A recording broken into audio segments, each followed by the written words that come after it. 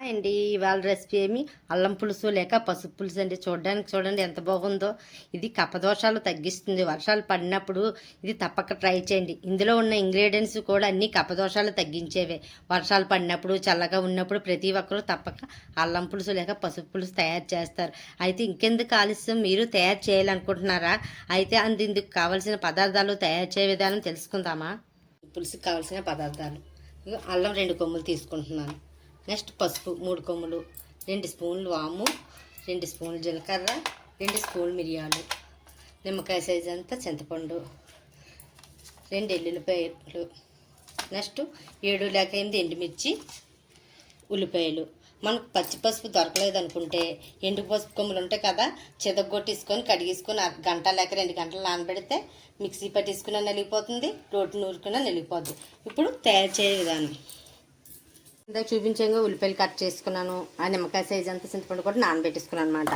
ఇవన్నీ 2 స్పూన్లు అనమాట. వాము 2 స్పూన్లు, మిరియాలు 2 స్పూన్లు, జీలకర్ర 2 స్పూన్లు,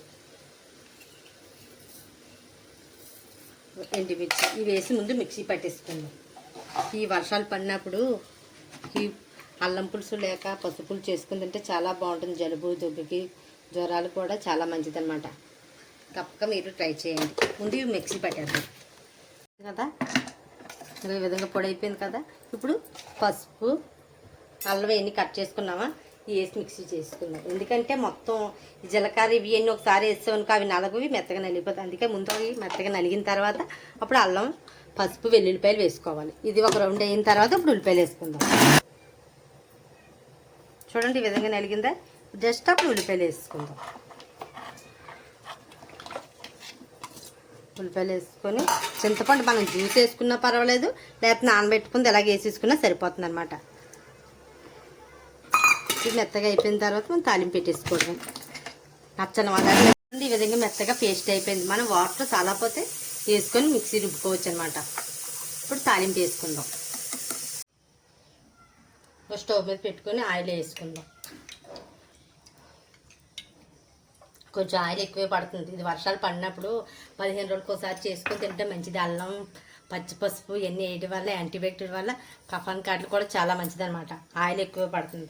నేను ఎందుకు లోతుగా ఉన్నది ఏంటి చేసుకున్నానంటే తూలిపోద్ది అనమాట వేపేటప్పుడు, అందుకనే లోతు పెట్టుకున్నాను. ముందుగా కరివేపాకు వేసుకుందాం.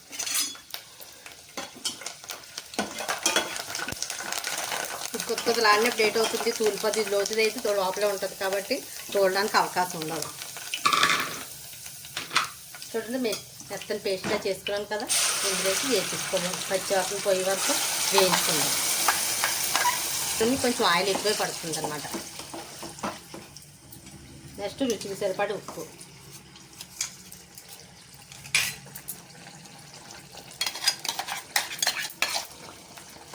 పచ్చివాసన పోయిన తర్వాత బాగా ఎగిన తర్వాత అప్పుడు కొంచెం వాటర్ యాడ్ చేసుకుందాం. ఎందుకంటే పచ్చివాసన పోయే వరకు వేయించుకున్నాను, ఇంకా కొంచెం వాటర్ వేసుకుంటున్నాను. మళ్ళీ ఇది దగ్గర పడిపోయిన తర్వాత మనం ఆఫ్ చేసుకోవడమే. చూడండి 15 రోజులు వర్షాలు పడినప్పుడు 10 రోజులకు ఒకసారి, 15 రోజులకు ఒకసారి ట్రై చేసుకుంటే చాలా బాగుంటుంది అనమాట. కఫానికి అది కూడా చాలా మంచిది. దగ్గర పడిన తర్వాత మనం ఆఫ్ చేసుకుందాం. చూడండి ఎలా తూతుంది. అందుకని దాంట్లో నేను తాలింపు వేసుకున్నాను అనమాట.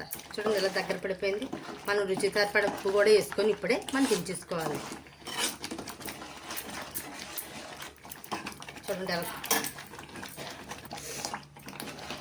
చూడండి ఎలా కొత్తలాగా ఎలా మురిగిపోయిందో.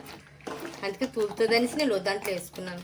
చూడండి టేస్టీ అండ్ టేస్టీ సింపుల్ అల్లం చారు లేక పసుపు పులుసు రెడీ అయిపోయింది. చూడండి ఎంత బాగుందో. చూడడానికే కొడదండి, టేస్ట్ కూడా అంతే బాగుంటుంది. మీరు తప్పక ట్రై చేయండి.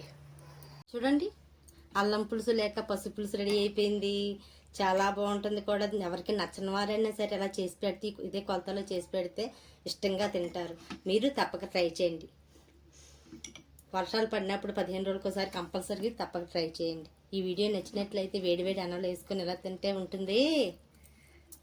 మీరు తప్పక ట్రై చేయండి. వీడియో నచ్చినట్లయితే లైక్ చేయండి, షేర్ చేయండి, సబ్స్క్రైబ్ చేయండి.